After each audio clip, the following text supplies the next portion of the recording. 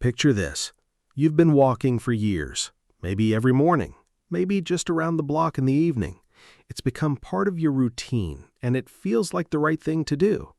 But lately, something feels different. Stairs feel a little harder than they used to. Standing up from a low chair takes just a bit more effort. Maybe you've noticed yourself reaching for the countertop more often than you used to. And you might be thinking, I walk every day. Shouldn't that be enough? Here's something that surprises a lot of people. Walking is wonderful for your heart, your mood, and your overall health. But walking alone often isn't enough to protect the strength and balance you rely on for the rest of your daily life. You're not alone in noticing this. It's more common than most people realize, and it doesn't mean anything is going wrong with you. It usually just means your legs and your balance need a different kind of practice than walking provides. The encouraging news is that your muscles are still very capable of responding at any age. Research on healthy aging consistently shows that strength and balance can often improve with the right kind of practice even later in life. Today, I want to show you one exercise that many physical therapists consider more valuable than walking when it comes to protecting your independence. It's simple, it doesn't require a gym, and by the end of this video, you'll understand exactly why it matters and how to do it safely. We'll talk about why walking on its own has a blind spot. We'll talk about what this exercise does that walking can't, and I'll walk you through it step by step so you can try it today if you'd like to. This matters because the goal was never just to walk more. The goal is to keep doing the things that make everyday life feel good. Standing up without thinking about it, climbing stairs without hesitating, playing with your grandchildren without worrying about your balance, carrying groceries into the house in one trip because you feel steady and capable. After years of working with older adults, one thing becomes clear very quickly. The people who stay independent the longest aren't necessarily the ones who walk the most. They're the ones who keep their legs strong enough to handle life's small, everyday demands. So let's talk about why that is. Walking is what's called a low-demand activity for your muscles. Your body has already mastered it. You've been doing it since you were a toddler.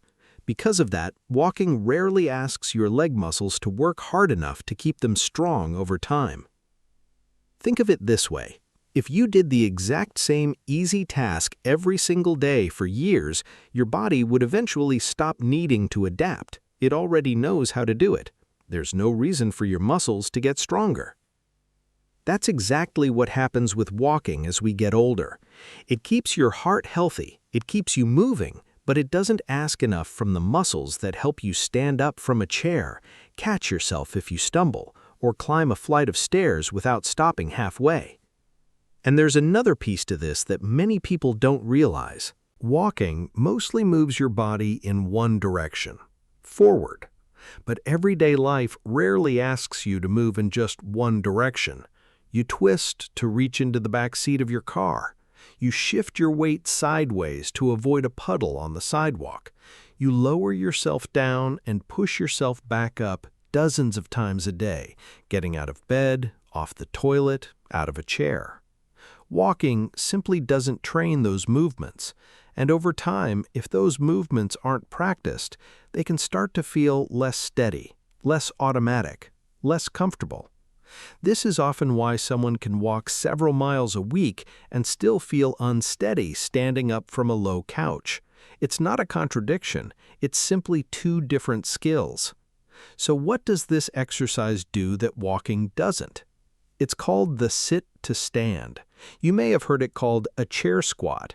Don't let the simplicity fool you. This single movement trains nearly everything walking leaves out. It strengthens the muscles on the front of your thighs, the ones that help straighten your knees every time you rise out of a chair. It strengthens your glutes, the muscles around your hips that help you climb stairs and stay steady on your feet. And because you're lowering and lifting your entire weight balance, it also challenges your balance and coordination in a way that walking simply can't. Every time you practice this movement, you're rehearsing one of the most common actions of your entire day: standing up from the dinner table, getting out of the car, rising from a chair at a friend's house, getting off the toilet safely and confidently. Many people don't realize how often this movement happens until they start paying attention. On an average day, most people stand up and sit down dozens of times without thinking about it. That's dozens of opportunities either to feel strong and capable or to feel like it takes real effort. This exercise directly trains that moment. Let's talk about why this often becomes harder as we get older. It's usually not because something is wrong. It's usually because this movement simply isn't challenged very often. Many daily chairs are soft and low, which means your legs rarely get the practice they need. Activity levels naturally decrease for many people over time, and like any skill, if it isn't practiced, it can start to feel less familiar. None of this is your fault. It's simply a normal part of how the body adapts to what it does and doesn't do regularly, and it's very responsive to a little consistent practice. So, let's walk through exactly how to do this safely. Find a sturdy chair, something with a firm seat that won't slide, like a dining chair rather than a soft armchair. If you have one nearby, feel free to pause the video and grab one now. Sit toward the front edge of the chair, not all the way back. Place both feet flat on the floor, hip-width apart, with your knees roughly above your ankles. Let your arms rest by your sides or cross them gently over your chest if that feels more comfortable. If you'd like extra support, that's completely fine. Simply place your hands on the edges of the seat. Lean your chest slightly forward, as if you're about to bow just a little. This shifts your weight over your feet, which makes standing up much easier and more stable. Now press firmly through your heels and slowly rise up. Take about 2 seconds to rise. No rushing, let your legs do the work. Once you're standing, pause for a moment. Feel your feet firmly on the ground. Notice your balance. Then, just as slowly, lower yourself back down. Take about 3 seconds to sit. Control the movement the entire way, rather than dropping into the chair. That's 1 repetition. Breathing is simple here. Exhale gently as you stand, inhale as you lower back down. If that feels complicated at first, don't worry about it too much. Just avoid holding your breath. If you need a little extra support in the beginning, that's completely normal. Placing your hands on the chair or even lightly on a countertop in front of you is a safe and smart way to begin. As you feel steadier, you can gradually reduce how much support you use. For most beginners, a good starting point is somewhere between 6 and 8 repetitions. If that feels comfortable, you can try for 2 rounds of that, with a short rest in between.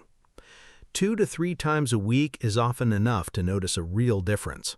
This isn't about doing it every single day. It's about being consistent and giving your muscles time to respond in between sessions. As it starts to feel easier, there are a few simple ways to progress. You can add 1 or 2 more repetitions, you can try a second round, or you can try slowing down the lowering phase even more, taking 4 full seconds instead of 3. That small change makes the exercise noticeably more challenging, even though you haven't added anything extra. Eventually, some people work toward using less hand support, or even trying it with their arms crossed the entire time. There's no rush to get there. Progress at whatever pace feels right for you. Let's talk about a couple of common mistakes so you can avoid them from the start. The first is using momentum instead of muscle. Rocking forward quickly and popping up out of the chair might feel easier in the moment, but it takes the actual training benefit away from your legs. Slow and controlled is what makes this exercise effective. The second is looking down at your feet the entire time. This can actually make balance feel harder. Try to keep your gaze forward, towards something at eye level across the room. It helps your body stay oriented and steady. As with any new movement, work within a range that feels comfortable. A little muscle effort is completely normal and expected. That's simply your muscles working. But if you ever feel sharp or unusual pain that's different from normal effort, it's worth stopping and checking in with your doctor or physical therapist, especially if you have any joint concerns or existing health conditions. Every time you practice this movement, think about what it's actually preparing you for. Standing up from your favorite chair without thinking twice, getting off an airplane seat after a long flight, rising from a restaurant booth with your family, feeling steady and capable the entire time. This is the movement your body already needs to do every single day. You're simply giving it a little extra practice so it stays easy instead of becoming difficult. Now here's where this becomes even more useful. This exercise doesn't just build strength, it also builds confidence. Every time you complete a rep with control, your body is learning something important. It's learning that it can trust itself to stand, to balance, and to move safely. That confidence carries into the rest of your day, even in moments that have nothing to do with exercise. Getting out of the car, standing up at church, rising from a picnic blanket during a family gathering in the park. That's really what this is about. Not the exercise itself, but everything it protects. So if walking has been your main form of movement, this doesn't mean you should stop. Walking is still valuable for your heart and your overall well-being, but pairing it with a few minutes of sit-to-stands a couple of times a week fills in the gap that walking leaves behind. It's a small addition, but it targets exactly the kind of strength that keeps you steady, capable, and independent in the moments that matter most. Let's bring this together, because I don't want you to feel like you need to overhaul your entire routine. If you already walk regularly, keep doing that. It's good for your heart, your mood, and your overall health. Simply add this one exercise 2 to 3 times a week on days that feel convenient for you. Start with what feels manageable. 6 to 8 repetitions, 1 or 2 rounds, using your hands for support if you need it. There's no reason to push yourself into discomfort in the first week. This is about building a habit you can sustain, not about proving something on day 1. As the weeks go on, you'll likely notice small changes before you notice big ones. Standing up might start to feel a little smoother. You might reach for the countertop a little less often. Getting out of the car might feel just a touch easier than it did before. Those small changes are exactly what you're looking for.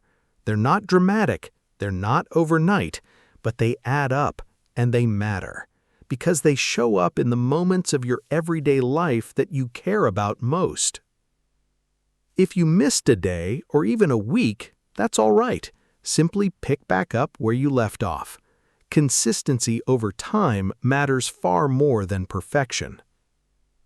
It's worth remembering that it's never too late to start building this kind of strength. Your body continues to respond to practice, whether you're 65 or 85. What matters most is simply beginning and then continuing. Walking will always have a place in a healthy routine, but your independence deserves more than one tool. It deserves a few simple habits working together, each one protecting a different part of how you move through the day. If you found this helpful and you'd like more practical, honest guidance for staying strong and steady as you age, you're always welcome here. And if you try this exercise this week, I'd love to know how it felt. Was it easier than you expected or a little more challenging? Let me know in the comments. Your legs have carried you through every stage of your life so far. A little consistent practice now is one of the simplest ways to make sure they keep doing that comfortably and confidently for years to come. Keep moving with confidence. Take care of yourself.